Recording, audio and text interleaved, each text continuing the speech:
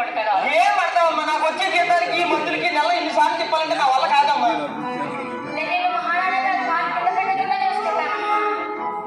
అయితే రేపు పొద్దున్న చూస్తాను, ముందు నాకు అన్నం తాగలేదు.